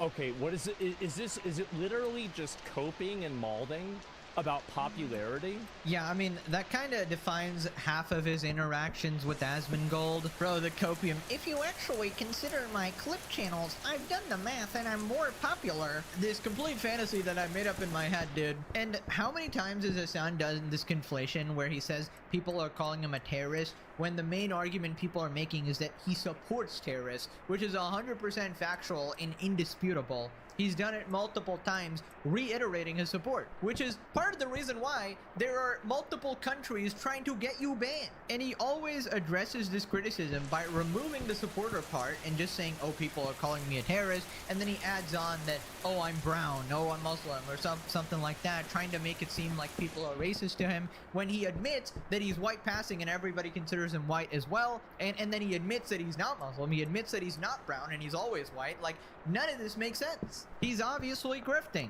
So then Asmon talks about why he avoids mainstream media and politicians, unlike Hassan, who is desperate to collab with any politician to get any mainstream attention, except when they're disavowing him, obviously. Clip channel and his main channel, he talks about me quite a bit. Yes. I actually have leveled up on my ops a little bit more than random unwashed, sweaty loser gamers. To entire institutions like Fox News. Yes. He's still stuck chirping about me. I have no interest in any form of mainstream validation. That's why I've been invited to a lot of mainstream, you know, like channels and stuff like that to come on and discuss things, even as just like a personal thing. I just have no interest in it. I like doing what I'm doing, and I'm comfortable doing it. So if he wants to go and get involved with some new political candidate that wants to, you know, make excuses for Hamas, then yeah, I'll criticize it or whatever, but he's totally free to do that. Yeah, I do find it interesting that one of Hassan's main criticism is that Asmongold is grasping for relevance. I mean, dude, you're the one who's flying everywhere, trying to get collabs with politicians, trying to fly to these other countries who don't want you. Asbin is just sitting in his room, rejecting every offer his way, and still 10 times more popular embodying you. I mean, it must be so sad to be a perpetual loser. So then Asbin admits that he's controversial, and he understands that, which is why he doesn't associate himself with all these political people and basically ruin their careers. The reason why I don't involve myself directly with a lot of mainstream politics is because I know that I'm extremely controversial. I know that, and I don't want to pollute or complicate any sort of thing that I agree with by adding in my own personal issues. I have no interest in doing that. Like, I know this is the complicated thing, but the main time that any of these people bring you up politically, it's to disavow you. Whenever Fox is bringing you up, it's to disavow you. When Zoran is bringing you up, it's to disavow you. When, anybody else, any of these other CNN is bringing you up, it's to disavow you. It's not like these people are like giving you motion in like a good way. They do the same thing for Nick Fuentes. Yeah, so that's the thing. Hassan always tries to say that he has so much motion. All these people are talking about him. And half of the time, it's people shitting on him, right? It's people trying to get him banned from entire countries. And, say what you want about Asbin's views, at least he's self-aware. He acknowledges he's controversial, that he has some, particularly insane viewpoints that a lot of people may not agree with. He knows that, and he acts accordingly. Meanwhile, Hassan is just baffled. He doesn't understand. He's like, why am I getting banned from these places? I'm anti-racist. Why is anyone trying to cancel me? I'm not controversial at all. Oh, I know. It must be because I don't like Israel. Surely not because I'm an unhinged psychopath. How is Hassan's social awareness so bad? People call him a terrorist supporter because he supports terrorists. Similar to people calling him a dog shocker. He shocks his dog. Alrighty, outro. Explain to us Americans, like me who aren't 100% familiar with their work prior to the legendary series, how you aren't American but sound like us. Much love, continue the Lord's work. Will do. Okay, this is a very frequent question. It's a long story, but TLDR, right? At age like 18 to 20-ish maybe, I had like an existential crisis after finding out that college is miserable, right? After I spent my whole life trying to get into my dream college, I found out it was miserable, so I got super depressed and I isolated from literally everyone. I basically didn't talk to anyone for years, or at least like minimal. And I went through a lot, right? Basically, I did nothing but watch YouTube and TV shows for several years because that was the only thing that made me happy. And also, at this time, I happened to start making YouTube videos, which was unintentionally really good practice for speaking. And I basically picked it up after several years. Now, people usually respond saying, that's impossible. This was literally a day ago. I don't believe you. You sound like an American. There's no way you are in Singapore. If you're not an American, you wouldn't have an American accent. And I understand why you have this opinion. You're completely right. It's impossible, I'd say, for a normal person. But if you're a colossal loser such as myself, who was that isolated, you can seemingly do these impossible things, right? And I feel like my entire life is an outlier, dude. I somehow became a fucking YouTuber. I don't know how any of this happened, but here we are, and now I get to make videos for other lonely people. So I'll keep dropping some more Pegasus lore at the end of videos, all right? That's your treat for sticking around. So yeah, hopefully that answers it. I'll see you in the next one. Bye-bye. The Donald posted on the timeline, lasers, bing, bing, gone. Truly one of the greatest posts I think I've ever seen in my life. And this is obviously in reference to how the lasers are making Iran's military gone. Now, House Democrats said, no, Trump's war with Iran is illegal. Which, of course, this is what it would look like if we had X in 1944. No, the war with Germany is illegal. That's right. Don't you dare go after terrorists that are diddling children and having their way with goats and other livestock. Do not go after those guys. It's illegal to do objectively good things for the people of Iran.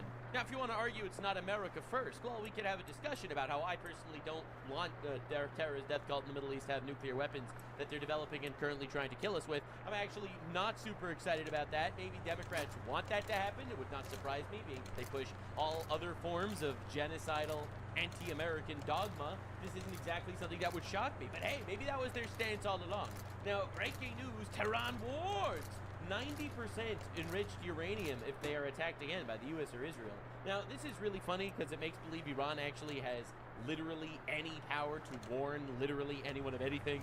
I don't think people are ready for what's gonna happen. I think a lot of people think that this blockade is just gonna end nicely and peacefully with Iran submitting, but they're a death cult.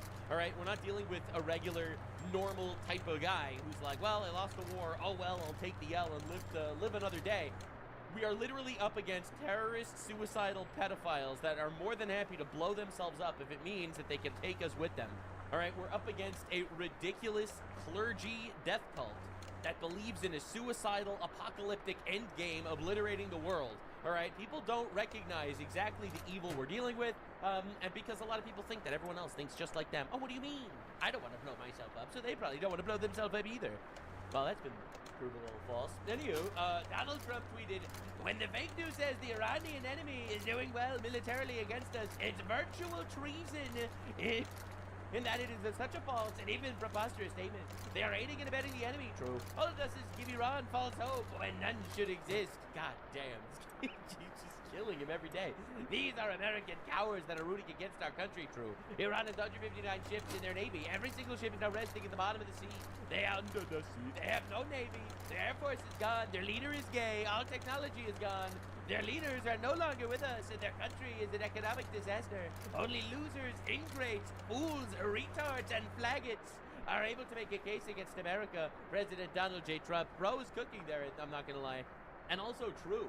Never forget, every single dipshit that's actually rooting for Iran is an anti-American traitor as far as I'm concerned. It's so obvious, actually. Look, if you are against the war altogether or whatever, look, that's one thing, and you have every right to your political opinion and stuff. The United States is freedom of speech. Thank God. Best country on the planet. You can disagree with the government without going into getting obliterated or raped by Cuban communist retards in some black cell somewhere. All right? Thank God you have the ability to bitch.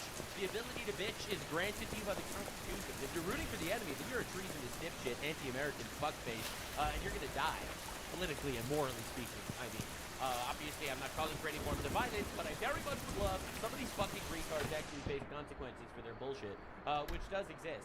Now, Elon Musk says, "On my way to Beijing in Air Force One."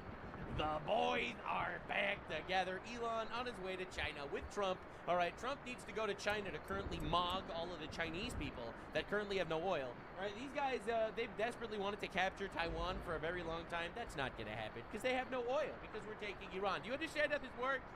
CNBC incorrectly reported that the great Jensen Huang of NVIDIA was not invited to the incredible gathering of the world's greatest businessmen and women proudly going to China. In actuality, Jensen is currently on Air Force One, unless I ask him to leave, which is highly unlikely. CNBC's reporting is incorrect, or, as they say in politics, fake news. It is an honor to have Jensen, Elon, Tim Apple. That's not his name. Tim Apple, Larry Fink, Steven Schwartzman, Kelly Ottberg, Boeing, Brian Sykes, Cargill, Jane Fraser, Citi, Larry Gulp, CE Gulp, Aerospace, David Solomon, Goldman Sachs, Sanjay Mehrotra, Cristiano Amon, and many other journeying to the great country of China, where I will be asking President Fat Jinping, a leader of an extraordinary distinction, to open up China so these brilliant people can work their magic and help bring their People's Republic to an even higher level. In fact, they promise that when we are together, which will be in a matter of hours, I will make the very first request. I've never seen or heard any idea that would be more beneficial to our incredible country's President Donald J. Trump. Now, to understand how genius of a fucking negotiator this guy is, alright, understand that currently China is at its weakest point that it's been in easily the last decade. They're not getting oil from Venezuela, that shit's falling apart. They're not getting oil from Iran, that shit's falling apart. They're not getting shit from Cuba, that's gonna get toppled really soon.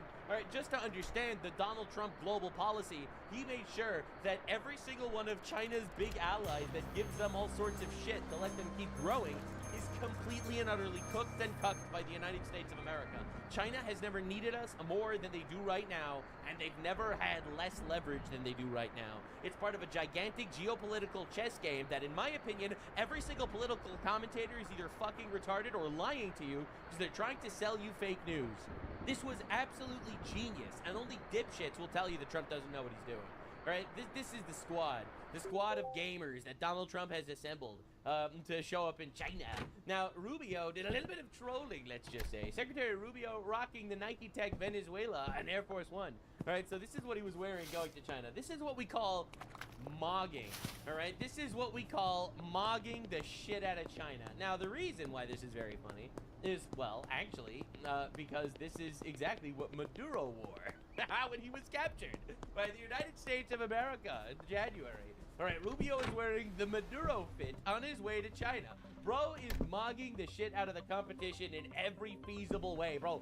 Vance ain't making it out of the primaries. Now, the reason why this is so funny is because this is a fuck you to China, because China was getting its oil from Venezuela. Venezuela was a Chinese communist outpost in the Western Hemisphere that was pumping its oil to them, all right? Where China would let Venezuela exist as this little entity that would flood us with drugs and shit, and send them oil. Well, Venezuela's our bitch right now. I don't know if you got the news. I don't know if you heard the update. Donald Trump, let's just say he's been tweeting quite the storm lately. The libtards are very unhappy with how based the Donald is. 51st state, question mark? I don't know. Venezuela, 51, who knows? Who knows? Now, this is crazy, by the way. This is insane levels of mogging. The White House tweeted, full circle moment. And now, if you don't know, now you know. Bro, that's crazy. That's crazy. That's crazy. That's crazy. So, Sneeko, he's a leftist, well, he claims to be a base right-wing guy, but in reality, he's a leftist, communist, Islamist, retard, potential pedophile. And he's saying, Obama, we need you. No, I can't believe he's wearing the Maduro tracksuit to shit on China. But I love communists that hate America. This is the Sneeko stance. I'm really glad that the true colors of all the dipshits and retards are actually coming out here. This is embarrassing, by the way. Like, actually embarrassing. Holy fuck. Anyway, the United Arab Emirates, our ally in the Middle East, is doing some pretty good things. Right, just to understand, while we blockade Iran to prevent them from shipping out oil and shit, and slowly it strangles them as well, we are playing something of a good cop, bad cop. While we sit there and watch Iran die, the United Arab Emirates is bombing the fuck out of them. Fox, the UAE, can you believe this, has been secretly carrying out attacks on Iran in response to strikes on its energy infrastructure. Good for them. Excellent. Chief Foreign Correspondent Trey Yanks is live on television. Their latest. Trey, what do you know? Yeah, hey guys, good morning. The Middle East is bracing for the possibility that the region returns to war in the days ahead. Iran's parliament speaker, Mohammad Khalibaf, posted to X overnight saying our armed forces are ready to deliver a well-deserved response to any aggression. Armed forces is like 6 guys riding donkeys with semi-automatic goats. Like, these guys, like, bro, you're not ready. You are not ready for them to take gigantic slingshots and fling camels at you in the middle of the sea. All right, they have a devastating force of dipshits, retards, and pedophiles, and they are not afraid to use them. Strategy and mistaken decisions will always lead to mistaken results. The whole world has already figured this out. We are prepared for all options. We are prepared for everything, says the guys with no Air Force and no Navy. Yeah, so anyway, they're getting obliterated by the United Arab Emirates, bombing the shit out of them because awesome. Rubio is also cooking more than you could possibly imagine, talking about how NATO is going to be falling apart because he wants to pull all of our troops out of the United States. Why do we need them there? When we need them to allow us to use their military bases, their answer is no. Then why are we in NATO? You have to ask that question. Why do we have billions You of do. dollars? You do have to ask that question. Over the years, trillions of dollars, and all these American forces stationed in the region. Yeah. If we can only use them, in our time of need, we're not going to be allowed to use those bases. You mean to tell me we're only allowed to use your bases when you need help, but when we want help, you're not going to let us use your shit? Get the fuck out of here, bro. Every year, 100,000 troops and $60 billion are spent defending Europe. Why? Literally, why? I complain about this all the time, and no one actually wants to engage. Look, I don't want any foreign funding, period. This is like my stance all the time. I said this before, I'll say it again. I am way too Jewish to be giving money to Israel, okay? Listen, I don't want any foreign funding. That includes Israel, it includes NATO. Because NATO is foreign funding, because these fuckers aren't helping us with jack shit, all right? We, for the record, we spend like $3 billion on Israel. We spend $60 billion defending Europe, and we gain jack shit from that alliance. Zero. At least their money to Israel is somehow recuperated by them investing in our weapons technologies and shit. You know, we're going to be building the Golden Dome, which is basically Israeli tech. All right? Like, for example, we could project power in the Middle East without actually using any of our soldiers, you know, hopefully. And here, this is useless. This is completely and utterly fucking useless. And it's going for what? To defend the Islamic Caliphate of Europe? Why? So I think there's no doubt, unfortunately, after this conflict is concluded, we are going to have to re-examine that relationship. We're going to have to re-examine the value of NATO and that alliance. Oh, my. Ultimately, that's a decision for the president to make. Oh. And he'll have to make it. We're going to finish the job here. As I said, we're very, very close to achieving our objectives on all that's of these awkward. things that I've outlined. But I do think That's awkward. we are going to have to re-examine whether or not this alliance that has served this country well for I don't support giving any funding to countries where they fuck their cousins, which means England, France, you're cooked. Anywho, this is pretty wild. Now, Saudi Arabia, not the United Arab Emirates, Saudi Arabia got involved and also struck Iran. Jumping in too. Reports say that These are our allies. Welcome to the new world. In the new world, our allies are Saudi Arabia, the United Arab Emirates, Israel, Argentina, El Salvador, and Japan. Our allies are not fucking the Eurocucks that are out there to import as many rapists as they possibly can into their countries. Sorry. Strikes on Iran. They hit an oil refinery last month. Yeah. And Reuters is reporting that the Saudis got off the sidelines. Ooh. In retaliation to Iranian aggression, the kingdom launched missiles inside the mainland. You know it's bad when the Jews and Arabs are on the same page. That's bad, bro. That is diabolical. When that happens, it's over. It's Jover, bro. It's just Jover when that happens. Yeah, you never want that to happen. That's crazy. Anyway, breaking, Iran attacks Kuwait because they're terrorists, and that's what they do. Now, this is insane. According to tanker trackers, Iran has not successfully exported any crude oil by sea in the past 28 days. Remember when they said that this blockade wasn't going to do anything? Remember when they said, well, why is Trump doing blockade? Well, anyway, this is why. Because this country is fucking killing itself. They're dying. The regime is cooked. The people are tired. It's economically destroyed. It's militarily destroyed. This is a colossal W. And Trump has no rush whatsoever to actually get involved in more conflict. They're just killing themselves at this point. Now, God decided to get involved. So not only are we strangling them economically and the United Arab Emirates and Saudi Arabia bombing them militarily, but God got involved. Huge earthquake hits Tehran, capital of Iran. This was last night. I believe it was like a 4.9 earthquake. Now a second earthquake hits Tehran. What is going on? Eastern Tehran was hit by 9 earthquakes overnight. God has entered the chat, or they're testing nukes. More likely God. That's insane. Oh my God. Now it's gotten pretty wild. The people do not want to address geopolitical conflicts or geopolitical operations. A lot of people are just focused on domestic policy, and I think honestly Trump is much stronger on the foreign policy than the domestic policy. The reality is good things are happening overseas and good things are happening on our home turf, and so many people are so retarded because of various agendas that they have. I know every Pakistani bot farm is trying to explain to you how actually Israel is evil and manipulating the United States into losing a war with some goat fuckers. All right, I'm sorry, man. Wake up, smell the coffee, enter reality, and if somebody has an agenda and they're trying to sell you something, maybe what they're trying to sell you is not the truth. Fox News alert, wheels up. Air Force One's on the way to Beijing. The commander-in-chief preparing for a high-stakes meeting with Xi Jinping. China's already rolling out the red carpet because the president's bringing the dream team, Rubio, Hegseth, and Scotty B. Rubio's been banned and sanctioned by the Chinese for 6 years, and they just lifted it. He's clear. And the president's bringing the best and brightest, 16 CEOs, including from oh boy, Goldman and Visa, all flying. That's right. And we have all the cards. Elon. Just like the good old times. Wow. POTUS says we make a lot of money with China and is using the trip as a big business opportunity. But the two will have a lot to talk about. AI, Taiwan, and obviously Iran. We're going to have a long talk about it. What's going on there? Relatively good, to be honest with you. You look at the blockade, no problem. They get a lot of their oil from that area. We've had no problem, and he's been a friend of mine. He's been somebody that we get along with. That's good. That would be great. Good things are going to happen. This is going to be a very exciting trip. A lot of good things are going to happen. Beijing's economy is showing some cracks, and without their top 2 oil proxies, Iran and Venezuela, the Chinese are getting a little desperate. And they may even offer us a little help with the gay Ayatollah.